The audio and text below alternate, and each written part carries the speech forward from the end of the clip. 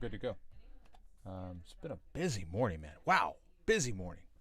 How are you folks doing? Chris Courtney here. Trying to get this started. I think I'll just migrate my way in front of that. There we go. Gosh, I did it again. Man, I want to bloody my knees again.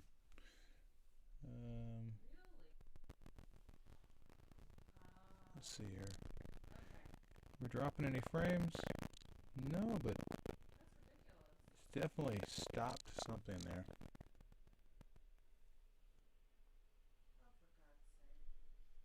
Okay, checking it out, making sure that it's okay. I'll migrate back this way. Migrate back that way. Get this all sorted out while we settle in on everything. Waiting for Couchbot to fire one more time. Got a big list of notes today. My goodness, we've got a lot of people in here today. This is again, it's like every time we have a little bit of a lull, everybody kind of rushes in at once with work for review, which is always great for us. I love it. Looks like YouTube's giving me a little bit of an error, but it looks like that's catching up now. So that's good. That's what we like. I'm going to leave that right there, though. I don't necessarily need that for... Move that a little further down. Just trying to close a few things down here so we can make sure that we are focused on the right things. We've got as I said just a moment ago, we've got a lot of people in here. It does look like Couchbot has fired, though. That's a bonus. So I'm going to go ahead and get us started out of the gate because we do have a lot. We have a lot to talk about this morning. All right, so let's go ahead and get this started.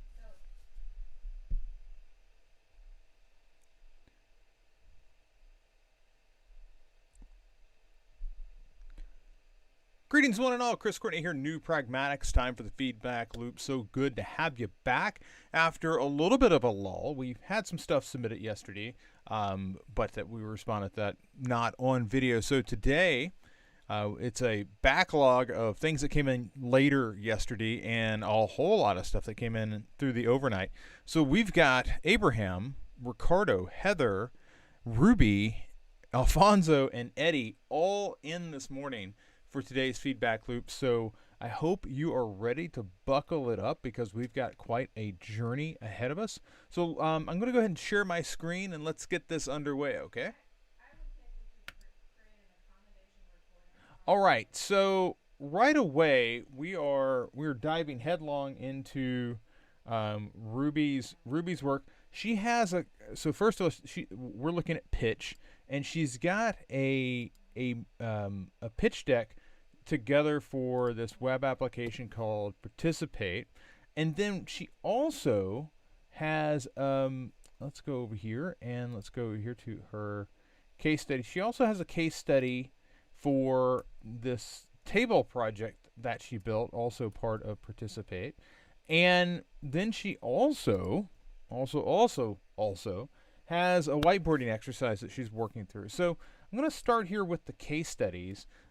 So we've got this case study, which was the DreamWork table project. Then we have this case study, which gets into Participate. And the one thing that was striking me, Ruby, is as I looked at this, I was thinking to myself, okay, so if you're in a situation where, let's say we hand this off to them for whatever reason, okay, so I'm going to send them 2 links to say this is one thing, and this, if you were like handing this off to somebody, saying, hey, I'm going to let you see this beforehand, I would want it to like be, first of all, I just want it to be packaged in one link, and I realized that is where, previously you had this this one, the one we're looking at right now, this was in Figma, but now you've got yourself in two different branches.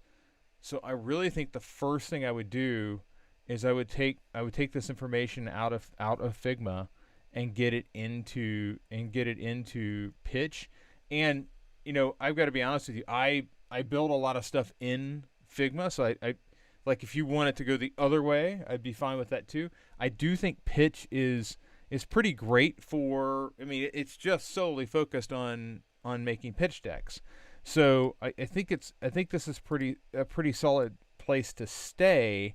So I wouldn't necessarily encourage you to go and undo this work. I think and also this work is much more robust than the information that you've got over here. So I think I would port this case study into Pitch and not the other way around. But I'm not making a judgment. I'm not making a judgment call on should you use Figma, shouldn't you use Figma, should you use Pitch only. I'm not making that judgment call. I'm just saying that your work right now is really more focused on is really more over here in Pitch.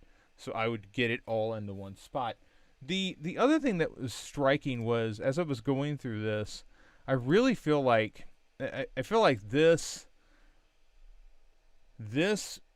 pitch deck is very strong by comparison to this table, and so much the table project, and so much of my issue here is in the setup.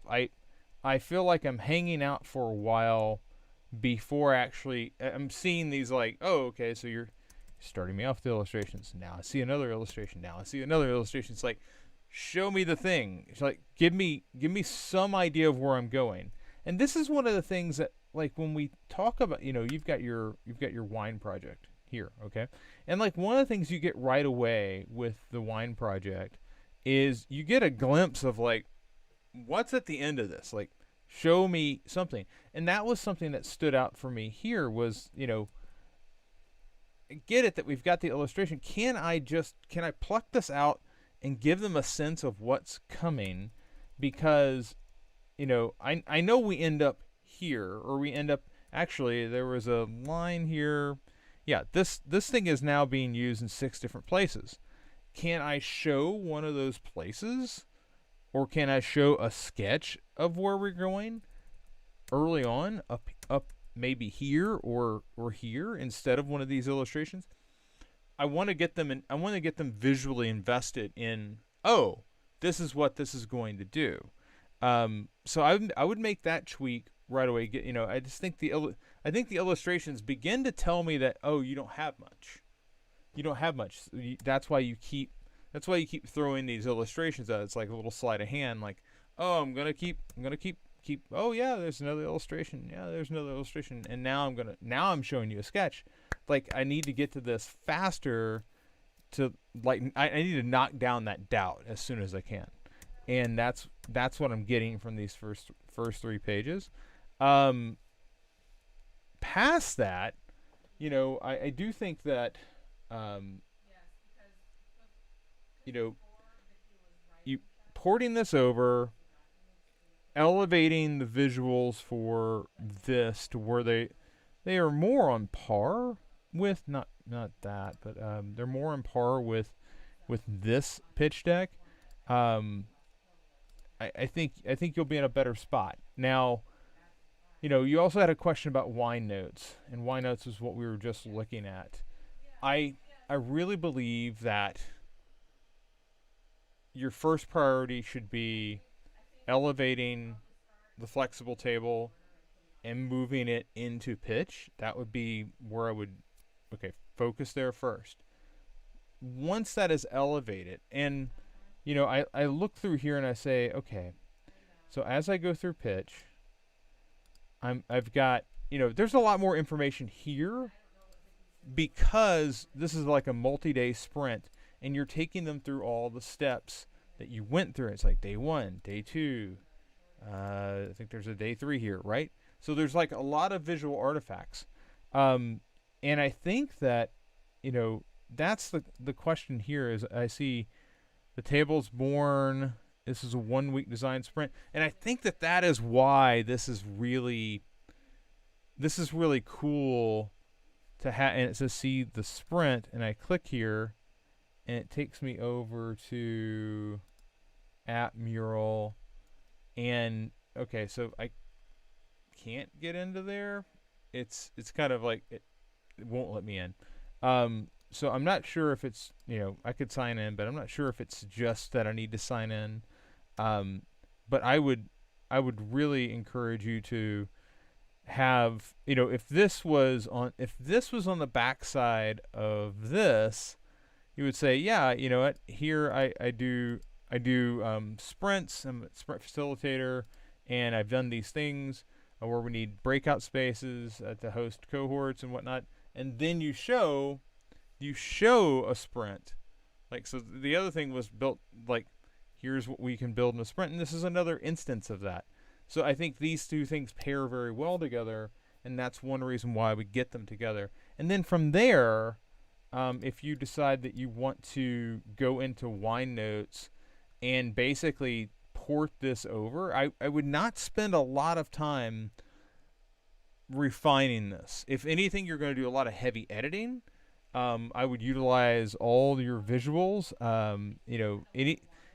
Anything like this that you have, which I think is, it helps you understand how the project is structured. I think that's going to be very, very beneficial. I didn't see a ton of that over here because this is all very much in the sketch it out stage, and here we're kind of doing that, but it's in a more elaborate. We're sketching out the interface. We've kind of skipped over those flows, and I don't think the flows are really in here. And it's part of it's because you're moving so fast. So I think showing the flows would make a lot of sense. And there are other artifacts here that are really good. But I also like that you have sketches. This is something else that I would think about doing for your pitch deck. Up here in the front, I would probably create a front-loaded screen here that really allows you to say, we've got participate, we've got tables, and we've got wine notes, and show some artifacts like in just maybe sketch form, somewhere up top, that gives them a sense of the depth of material that you have. And if you can do that, you don't even have to make it all the way through. To be completely honest with you, you're not required to make it all the way through. I would stop after each project and ask if they'd like to, are there any questions? Make sure that you're addressing things as you go. I also encourage people typically to ask questions as we're going. That way that they don't feel like they're having to wait. And I honestly think that the more they talk, the better it bodes well for you, because they have questions, and it's giving you an opportunity to prove that you can think on your feet. Now, of course, you have to execute on that. So, just coming in and fielding a question about, slide 22 here, that's not going to do anything for you if you're not prepared to talk about it. So I might go through and look at each of these slides and think about, okay, so what question might they have about my usability testing? I haven't distilled all of this information right now, but using Lookback.io, we conducted 3 remote unmoderated usability tests with platform facilitators. I might ask, why were they unmoderated? The solution was a home run for facilitators who found the experience both straightforward and what they needed for group management. Okay, they were unmoderated. What's your confidence level behind that as it was an unmoderated usability test? Have you done those before? Have you had to do a lot of adjustments thereafter on things like this that were unmoderated? These are the types of questions that I'm going to anticipate would be forthcoming from any group of people that I'm talking to in a hiring situation. So just go through. But I think that the big thing here is let's get it in the same platform. Let's elevate tables up. Let's show some more of your work early on to kind of give a breadth of coverage, and then let's prepare wine notes very loosely to act as that backstop. The other thing you had that you sent over was this whiteboarding exercise, and the thing that I think is interesting about whiteboarding is regardless of how you do here, and I am interested in knowing a couple things. One, what was your timing like for this? I do have notes here, 5 to 10 minutes, 10 minutes, 30 minutes. Those are there as ideal. Those are targets, and you don't want to sit here and come up with this and spend 2 to 3 hours on it when in a real whiteboarding session you might have 45 minutes or an hour. So my first question is, how'd you do on the timing? The second thing that you brought up, and I made a note here, is you said Figma kind of slowed you down, and would you be sketching? Keep in mind, most of the time when you do an interview, you're in person, okay? And when you're in person for an interview, yeah, you're going to be at a whiteboard. You're probably not going to be in Figma or in Miro or in Mural, like any of those like collaboration platforms. However, we're all remote right now, okay? So getting comfortable with Figma or getting comfortable with Miro is going to be a big piece of time management here, because the last thing you want to do is jump into a platform that you're not familiar with remotely and have a time challenge that you're trying to work through. My goal here is to get you used to the canvas. If you were going to a whiteboard, I would say, okay, I need 1/3 to one side. This is just for context and discovery. The rest is for solution. Partition your board out, and then give yourself room to operate. A lot of people don't even know where to start on the board. So setting up your board, making sure that you have the tools, and you've like drawn the lines on the field. You have a playing surface. Past that though, one of the things I was looking at was like, well, when you get over here into the solution, your information architecture still matters. All right. And right now you have a table that just kind of goes across, and forgive me, this is a medical charting question. It's about blood tests and whatnot. The information that you came up with is right. You're always going to have, the question I have is test type. Could that be a long name? Patient name. Could that be a long name? Abnormality detected. Could that be a long abnormality? Probably. These are instances where I could fold information together and come up with a, if it's a blood test or what, like, I don't know how many different types of tests there could be. I know there's probably a lot of abnormalities. There's probably more abnormalities possible than there are test types. I would look at abnormality detected or patient name and test type together, and then abnormality detected could be 2 lines. But basically just some information architecture in this space would, I think, be helpful rather than just a table straight across. I did like that you were breaking down the question though.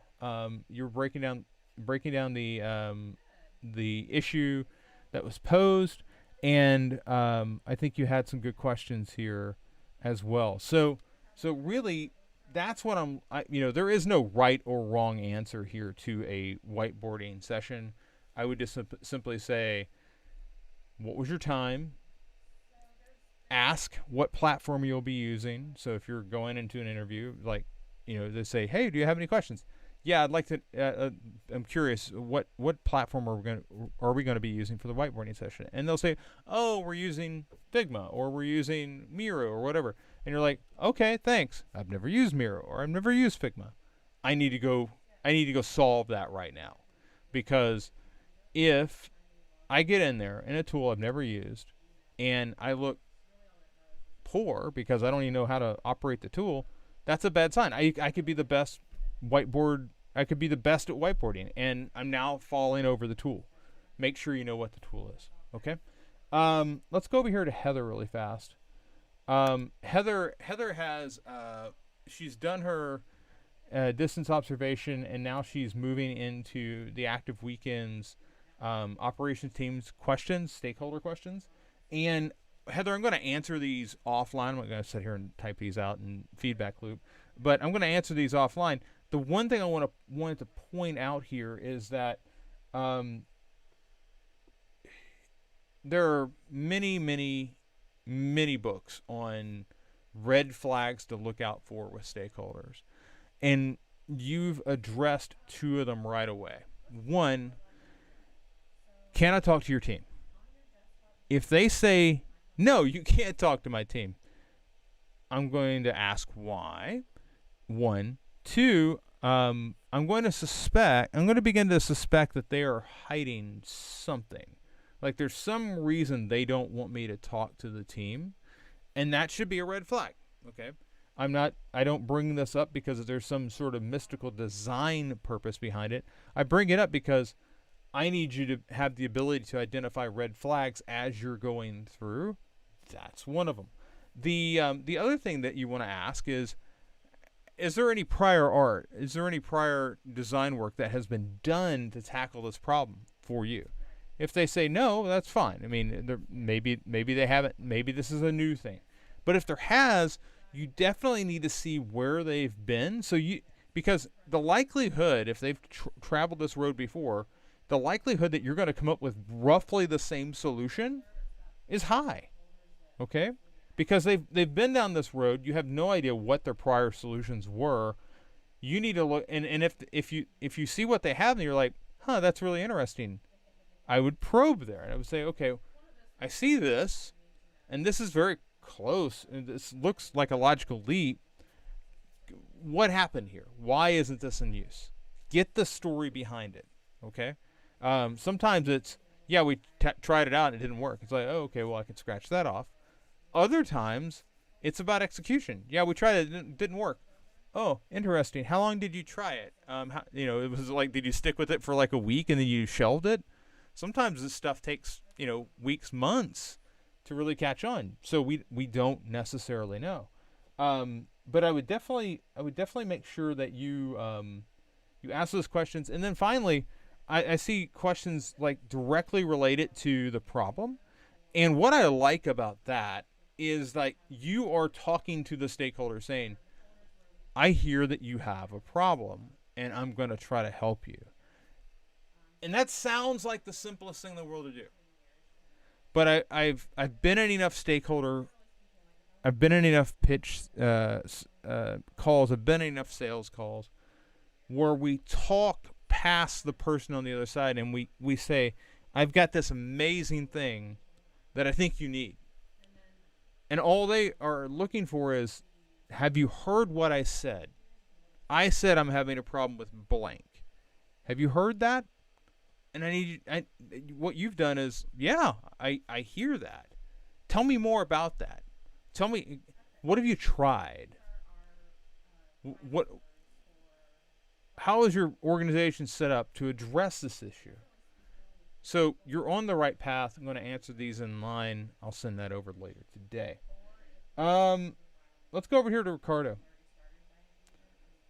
So Ricardo's on the existing components project, and there's a couple of things that I wanted to point out. One is as you're bouncing from one piece to the next, there is something that's happening. So if we hop back in here for Ricardo, we go down here to broccoli chicken Devon. That's great. We got here like right away, and we're scrolling down. Ricardo, this is exactly what I was looking for here. So there's some action here. But did you notice, like, I was scrolled down, I was looking at the image, and then I hit directions, and it just bounced. Okay? that bounce, and Kara is somewhere laughing. I can hear Kara laughing because Kara had the same problem happen with her prototype. This is what's called preserve scroll position. And when you go through, I'm clicking here, preserve scroll position is right here. Okay? So you need to, anywhere you see a bounce happening where it's like literally moving down the page, you need to go back and click preserve scroll position to eradicate that issue. The other thing that I wanted to point out was, like, time is such a small piece of the puzzle to have its own view. I would leave this permanently on. But there's other issues here as well. For instance, broccoli chicken Devon, a bunch of gobbledygook, and then this dish is easy to make. It goes great with white wine. Yeah, but like, shouldn't this information and that information be somehow paired closer together? Like, why is there all this stuff? Everything just feels disoriented right now, or disorganized right now. So first thing I'd like to do, I'd like to get this information closer to here. Second thing I'd like to do is I'd like time to just be on, but ingredients and directions, I understand you might want to switch between those. Put those below time. Ingredients, directions. Okay? And have ingredients on and it's showing you something. Like, if these two things were on together, it might feel like there's a substantial amount of information here. But right now, it's just time. It's like, well, where's the rest of it? Okay? Where's the footer here? I don't know. There's it, like, we've made progress, but the information design here is very disjointed. The other thing I would look at is, when I click here, I've got a relatively shallow amount of depth from here to search results. And then when I get in here, it's like there's so much space here. Like, it all just needs to tighten up, but it also needs to reorganize. So I would take another stab at basically this portion of the page. It needs to tighten up, but it also needs to be reorganized. Yes, you got the photos migrating between. The other thing that I was noticing, if we come back over here to chicken, I like this. What I don't like is that chicken like bounces up. So going in and getting the XYs right, so that is just in place. This is a very, very, it shows the level of expertise. Also, the way popular kind of kicks out, where it, I think that should stay the same size. There shouldn't be like a bounce happening here either. Okay. But this is much better. Okay. And I'm always going to hammer, like, can I get equal internal spacing so that this holds together? I still don't know if we need your name or the name of anybody out there, but if we're going to do names, what happens when I get a longer name? Like, what happens when this becomes 2 lines? Because that seems like that's going to make this entire cell longer. Does that make every cell longer? What happens, right now we got chicken tortilla soup and coconut chicken curry and, sorry, Figma's really struggling with this page. What happens when I get a third line here? Oh, I see what happens. I get in a situation like this, right? So we got to think about, like, how this is going to grow, because it is going to grow. How do you handle that? Because it can't just like start bumping into the edge. That needs to be accounted for. Okay. Let's go ahead and bounce over to here to Abraham. So Abraham, really quick, couple of questions I have with this is, no, I don't think you need to expand this down. I mean, you could. My question is as this side is scrolling, because I got a lot of information over here, as we're scrolling, does this just stay in place on the left? Seems like it might. I mean, I can't see why it would have to scroll. So that's one thing I'm curious about. The second thing I'm curious about is this sticky? Like this pagination at the bottom, is that just always at the bottom regardless of where I'm at? Or is that something that's, because I can't tell because of the depth of this screen. It looks like it's sticking, but it says limit location of pagination to the content areas of the table above. So like the pagination's over to the right, I get that, but does it ever move? Or does it just stay there? If it moves, why? And if it moves also, why have it in this box? Why not just have it paired with the table and underneath it? Just seems, there's a couple of questions there that I wanted to throw out there for you. And this is not bad. I think what's interesting here is like this table that you have has enough controlled values that I'm not worried about things breaking over. It isn't like you got a lot of unique names in here, and your unique name is up here. So I think you're good to go here. I just had those couple of questions related to the overall structure. Let's go over here to Fonzo. So Fonzo is in here, and what's interesting here, Fonzo, is we've got you're into laws of proximity and similarity and symmetry and continuity and all of this. It's interesting. Like, you did a good job of identifying like where you believe the laws are taking place. I didn't see that continue, and I think that's odd because I don't necessarily know like law of symmetry. Well, law of similarity, for instance. Law of similarity is definitely these. Could also be law of symmetry because if you slice these in half, it's mirror images. Same thing here, but nothing's marked. So I'm not sure where you're at with it. And law of proximity. The interesting thing about law of proximity is that is basically the law that governs all sections. So each section of content could count as a proximity play. So where are the proximity plays here? Seems like they're here. There's also similarity. There's also symmetry. Like, where are they?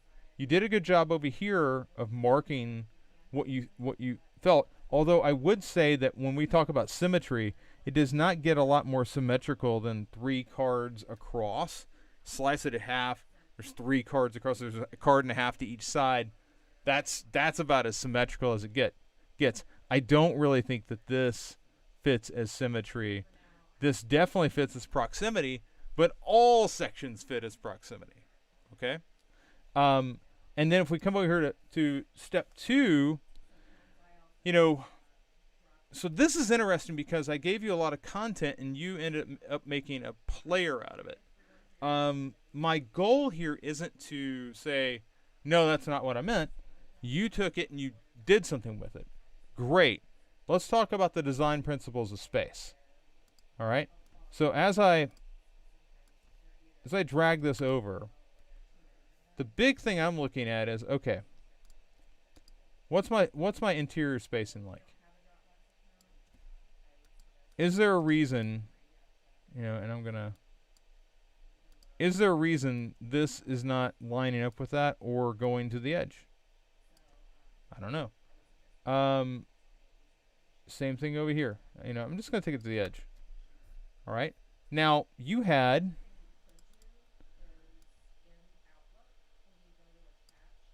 this information. Should it be centered? Probably. I'm okay with that. That's completely fine. But I also want that spacing to be equal. I want the spacing basically to be equal all the way around the album title. Now, you also had a play button over here. Should we have a play button? I don't care. It's really fine.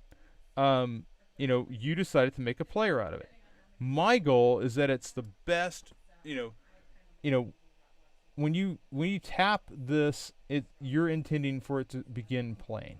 Okay? That's fine. my goal is that this is the best cell design, because this is like a table. This is the best cell design you could possibly have. All right, let's look at the size here. That's 14. That's 14. That's fine, you know. But now let's look at the two compared. Okay.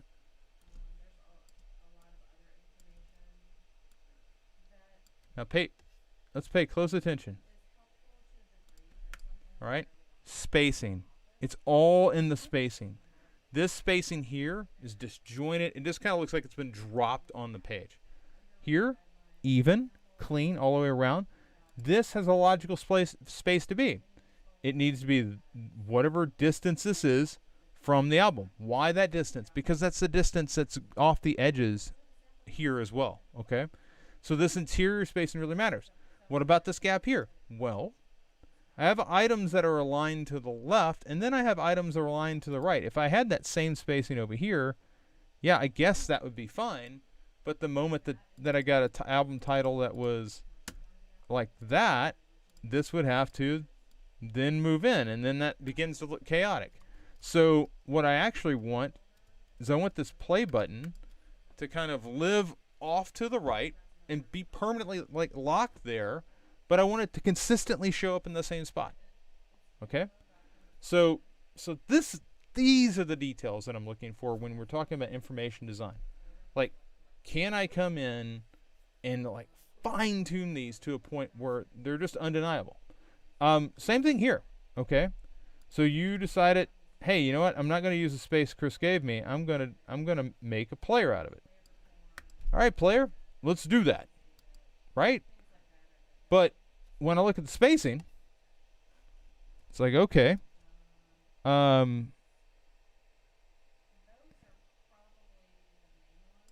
here is the, here's the spacing to the edges.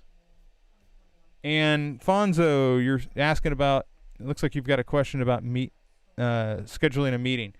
Every Sunday we send out the note that has a link to the meeting.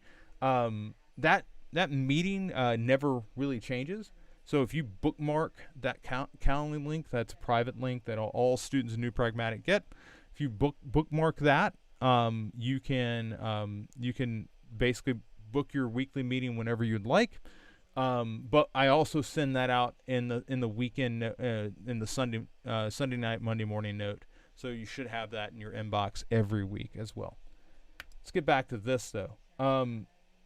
So one is I want this spacing to be equal all the way around. I do have a problem here. I can't, because this spacing here to the bottom isn't going to be equal.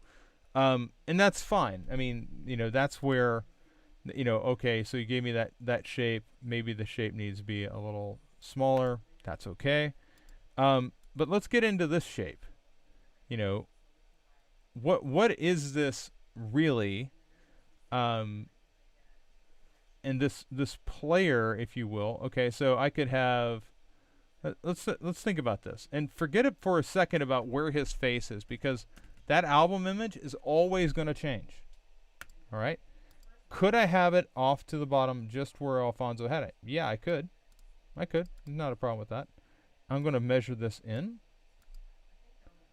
I did notice that you got rid of explicit. Now, the reason why I like to keep it there is sometimes we have long album titles. Now, I'm guessing that an explicit album title is going to get some sort of rating on it. Maybe we need to figure out where that is. I don't see that shown here anywhere. I'm just going to delete that for right now.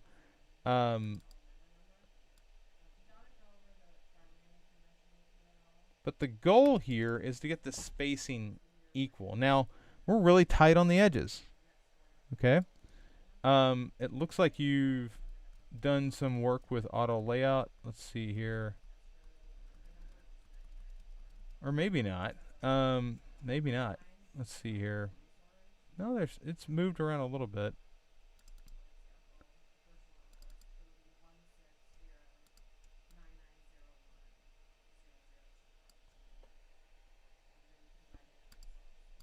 But the big thing here is spacing. Okay. Um, if I were to carry this over to the edges of the album title, or the album card, if you will, the question I have is, should this really be measured in like this? And I'm deleting that, not because it's not that I don't like it. It's just I'm just trying to simplify the design so that we can move these shapes around.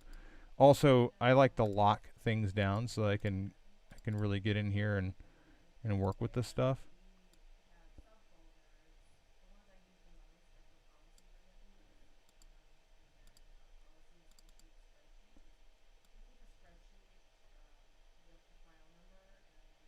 Now, I would like to go through and do a little bit better job of measuring this out. Now, we've got the player here. Now, the player could be in the center. This is one of the places where Apple likes to do this little thing because they're always trying to center up. Like, I don't want these tools to be very far away because I don't want it to just be tappable. So a lot of times what you'll see Apple do is this. Okay. Um, as far as I'm concerned, I'm not concerned. Like you can do whatever you want to there. What I'm really concerned about is the spacing. Okay, and I could come up.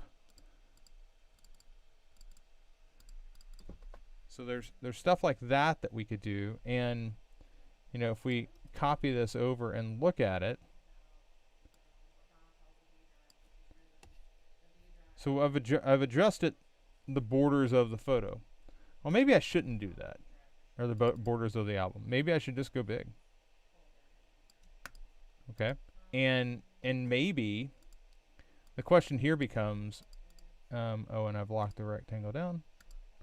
The question here becomes, if I just highlight everything and just drag this off, should I come back and think about, okay, well, I need like some sort of little play button up here in the corner, right? That says play me. Or is it a situation where what happens here really is, okay, here's our album, and our album is like so, and this button is here, and I'm down here maybe in the corner. I'm just going to put it right here for right now. And now I've got my weekend album information. Maybe I make that rag right.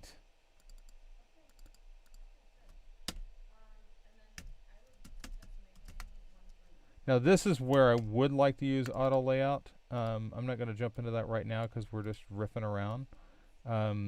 Be on the lookout for a new video on auto layout coming up soon. I've got a lot of stuff that I'm putting together for this presentation on Thursday. By the way, if you're watching this, you can sign up for the Figma meetup, Washington D.C. That's Thursday night, 5:30 Central, 6:30 Eastern. So consider signing up for that. So right now, I'm not really crazy about this design. I am just kind of riffing. But I do think that, like, there are, if we were going to pull it into line with like what's happening over here, like that sort of thing, you could design something that's kind of like this, and I'd probably pick up the same overall design that we had with the cart, with the see-through, not see-through, but the outline here for this design as well. You want to make sure it's evened up, and basically that's kind of like the before I hit play state of it. And then once I hit play, maybe what we really do is we have this expand, and I would never want, again, I don't want to crop on his photo. I just want to say it is the album. because I'm going to cover it. Okay, I'm going to cover it somehow. And now what I would probably do if I was trying to design this from scratch, I'd probably, and I'm going to ungroup this because I don't want to stretch that. I would probably come back and do something along the lines of this, where I had the player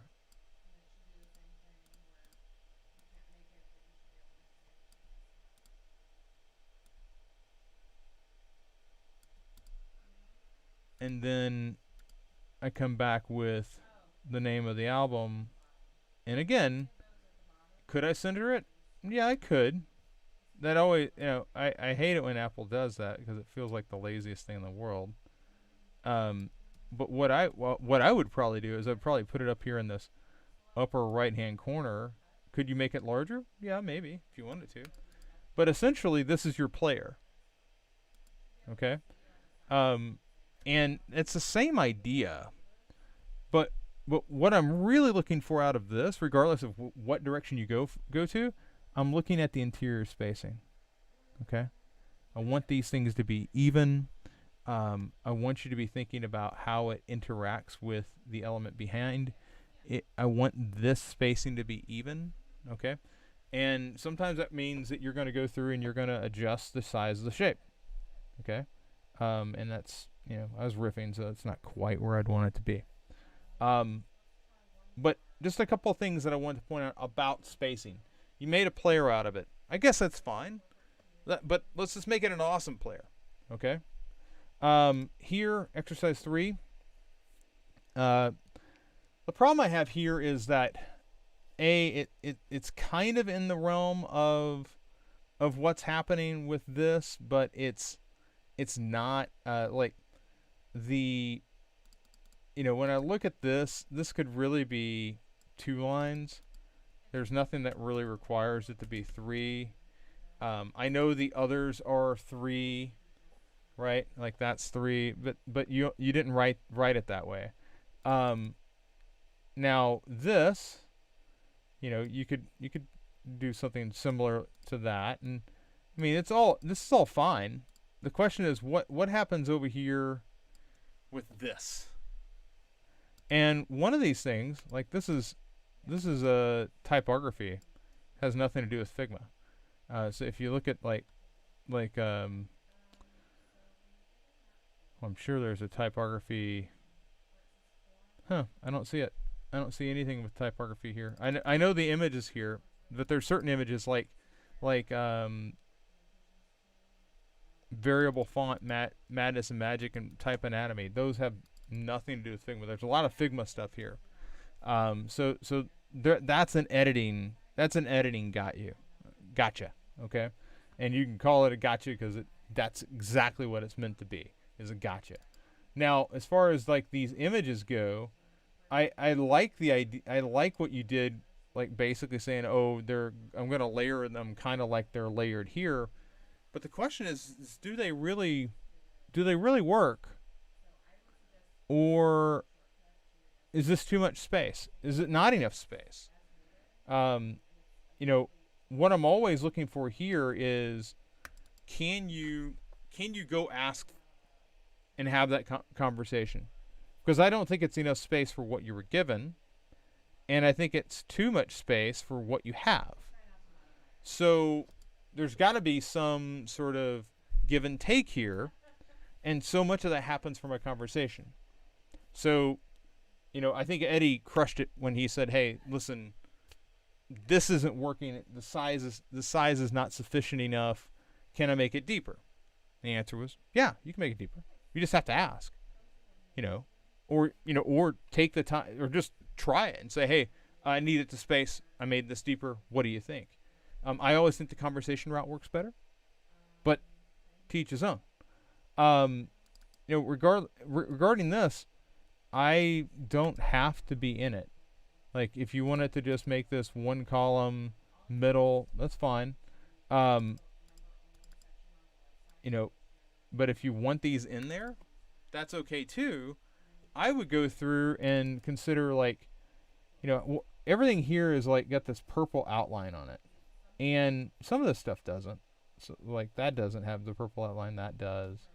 So the black outline is okay. But I do wonder, like, what could we do? What could we do with this shape? To say 10 and purple. Does it need to be 10? Does it need to be 3? Probably. Could you make those rounded edges? Well, I don't know. Maybe.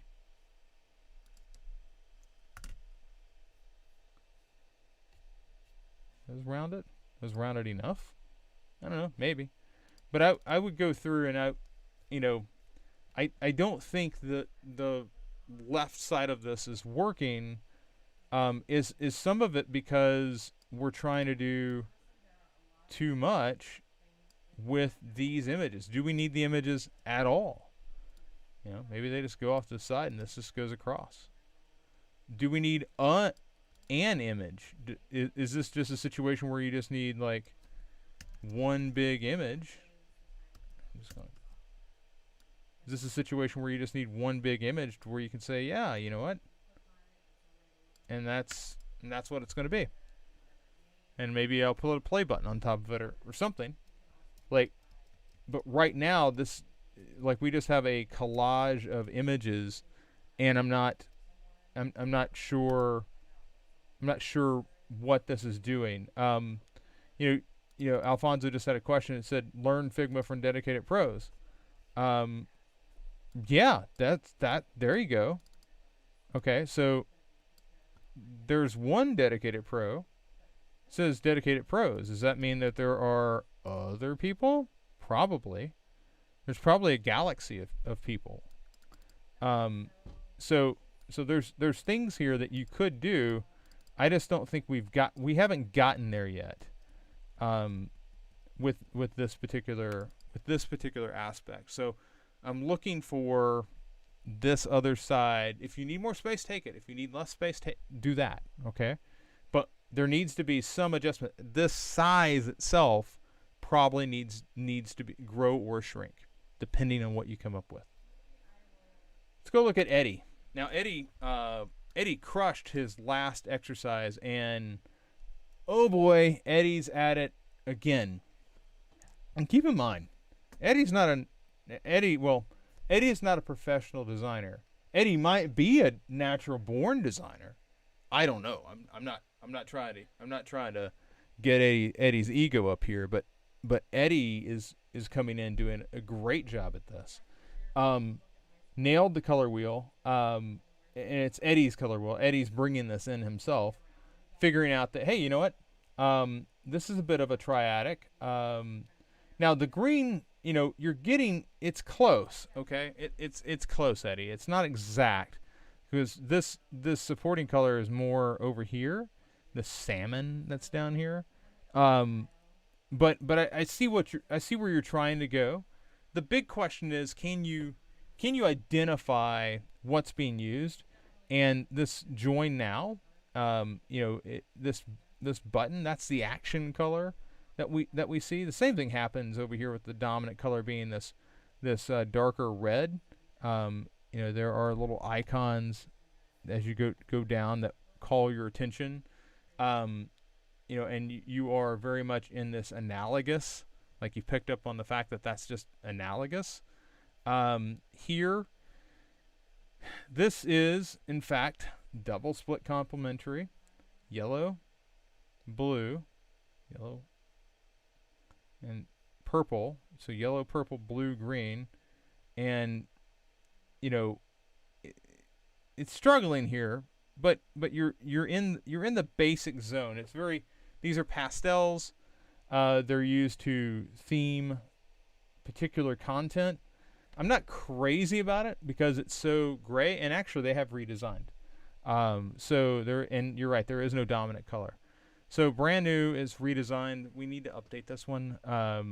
Although this has nothing to do with their design or their site. It's just a capture in time.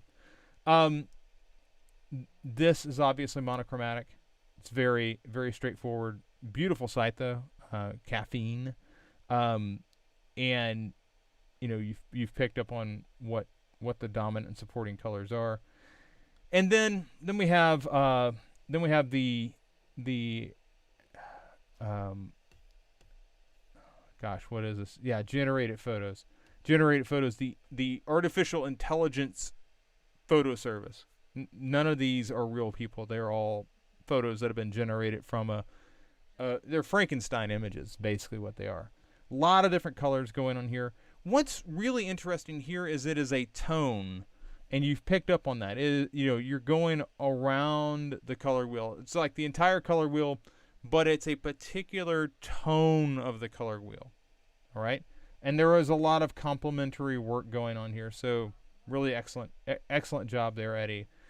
The thing that I'm most impressed by is this, and I think I get the sense, Eddie, that you've been watching the feedback loop, because you picked up on, hey, is this active or not?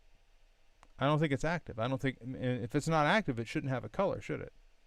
Gotcha. What's active here? Oh, well, this is Explore. So the Explore tab is active. Should I use other colors? Well, I don't know. Maybe I'll just use, maybe green will, maybe this aqua will be for the label. Do I have to use all these colors? No. No, you don't have to. Same thing here. Okay. Can I use the colors effectively to where I don't insert a lot of accessibility issues? And the answer is, yeah. Yeah, you can. And, this is an excellent job of creating a dark mode for the application. So there's nothing for me to add here. This is crushed it out of the park, but I can tell you've done your research. You've picked up on the things that I've said to other people, and you're getting that feedback in advance. And I think that is helpful. That's also a sign that I need to begin to alter these, because these just will become examples. Okay, I'll have, and actually what's funny is I have a new design that I'm creating for this prototype event that I'm doing Thursday night, and because that's coming up, I think that's a perfect opportunity to switch these out. So we're going to switch these out. You did great here, though, Eddie. So now, Eddie's doing great. So now I got to move the goalposts. I got to make this all harder, everybody. No, I'm kidding. Eddie just knocked it out of the park. Great job there. And let's roll this back.